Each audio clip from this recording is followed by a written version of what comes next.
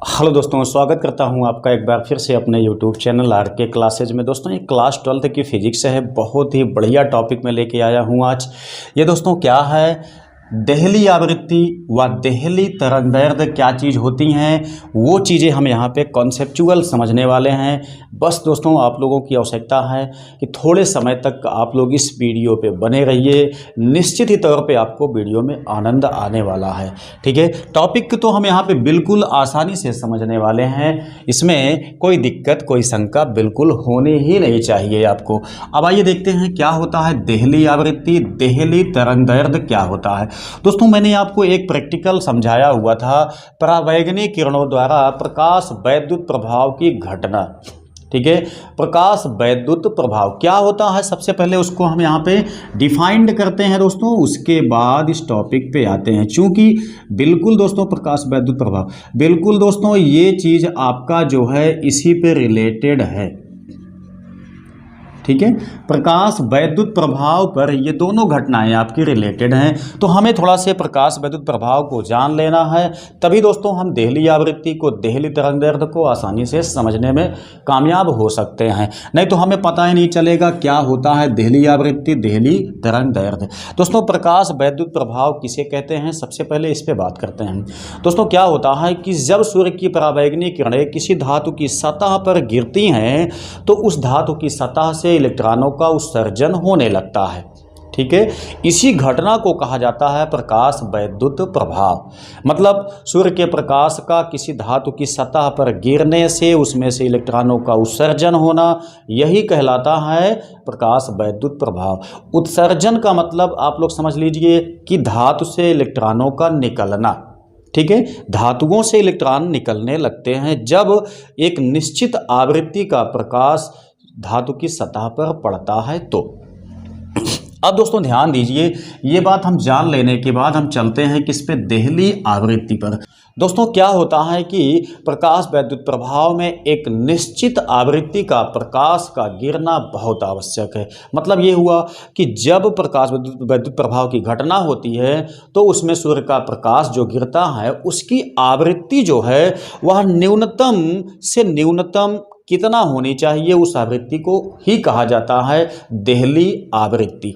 ठीक है, मतलब वह न्यूनतम प्रकाश की आवृत्ति जिसके गिरने से धातु की सतह पर प्रकाश इलेक्ट्रॉनों का उत्सर्जन होने लगता है या प्रकाश वैद्युत प्रभाव होने लगता है, उसी आवृत्ति को कहा जाता है देहली आवृत्ति। ठीक है, मतलब ये हुआ एक छोटा सा एक्सपेरिमेंट आप लोग समझिए।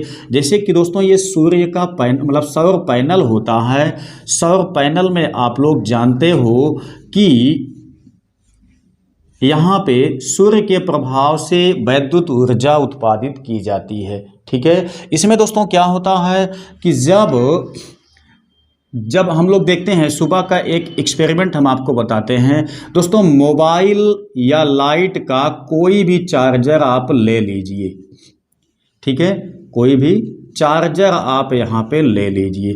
अब दोस्तों इसको सौर पैनल से आप कनेक्ट कर दीजिए। ठीक है, उसके बाद दोस्तों एक छोटी सी कोई मोबाइल ले लीजिए, जैसे नोकिया वगैरह होता है, ऐसी मोबाइल ले लीजिए, उसको चार्जिंग में आप लगा दीजिए। या दोस्तों जो आपके पास LED बल्ब होता है, यानी कि LED बल्ब होता है, जो कि छोटे वाले बल्ब होते हैं, कोई एक बल्ब आप ले लीजिए। उसके बाद आप सौर पैनल से यहाँ पे लगा देना है। कब लगाना है दोस्तों, बिल्कुल सुबह के टाइम पे लगाना है।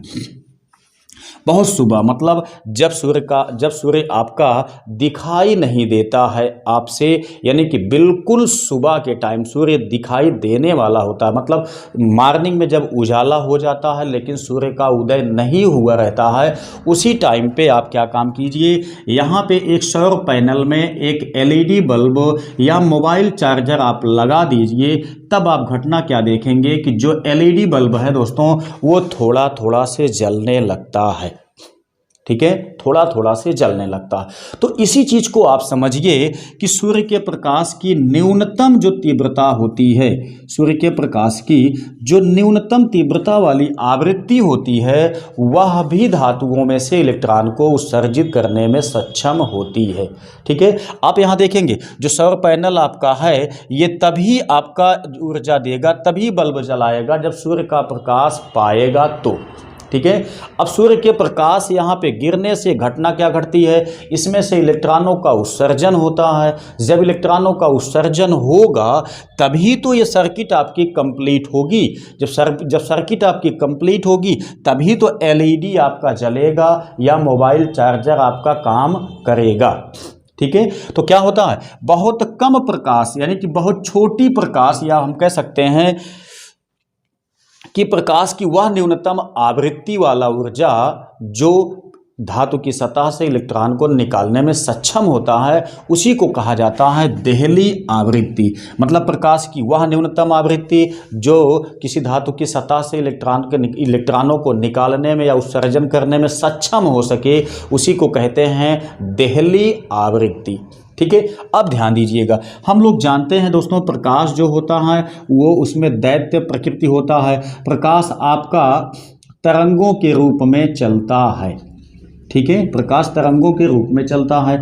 तब दोस्तों हम जानते हैं कि ये जो आपके होते हैं इनको कहते हैं श्रृंग, जो नीचे वाला सिस्टम होता है तरंग का, इसको कहते हैं गर्त। ठीक है, तो ये सभी होते हैं श्रृंग, ये सभी होते हैं गर्त। अब दोस्तों दो श्रृंगों के बीच की दूरी को कहा जाता है तरंग दैर्ध्य। इसको दोस्तों लैम्डा से दर्शाया जाता है। ठीक है, तो लैम्डा क्या है, तरंग दैर्ध्य है। अब दोस्तों जो देहली आवृत्ति के संगत तरंग दैर्ध्य आपकी चलती है प्रकाश की, वही कहलाती है देहली तरंग दैर्ध्य। क्या चीज, देहली तरंग दैर्ध्य वो तरंग दैर्ध्य होती है जो कि देहली आवृत्ति के साथ में चलती है।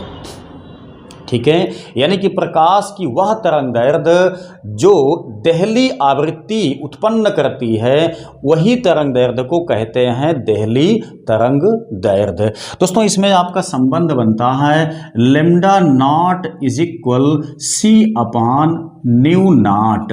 ध्यान दीजिएगा, lambda naught is equal c upon nu naught. Lambda दोस्तों क्या दर्शाता है, यह देहली तरंग दैर्ध्य को दर्शाता है। देहली तरंग दैर्ध्य को दर्शाता है कौन, लैम्डा। और जो आपकी दोस्तों ये न्यू नॉट है, यह देहली आवृत्ति को दर्शाती है। ठीक है, ये देहली आवृत्ति को दर्शाती है। न्यू बोलते हैं इसको, न्यू नॉट कहते हैं। ठीक है, वी के टाइप का होता है लेकिन ये न्यू कहलाता है। ये लैम्डा है, ये आपका न्यू है। तो दोस्तों इस तरीके से आपका ये संबंध भी होता है किसमें, देहली आवृत्ति और देहली तरंग दैर्ध्य के बीच का। तो दोस्तों ये टॉपिक था आपका देहली आवृत्ति, देहली तरंग दैर्ध्य। मैंने आपको समझाने की कोशिश किया, बहुत सारे डीपली इसमें बातें भी हमने किया। ठीक है, हिस्टोरिकल इसको कोशिश किया समझने के लिए। उम्मीद करता हूं कि ये टॉपिक आपके निश्चित ही समझ में आया होगा।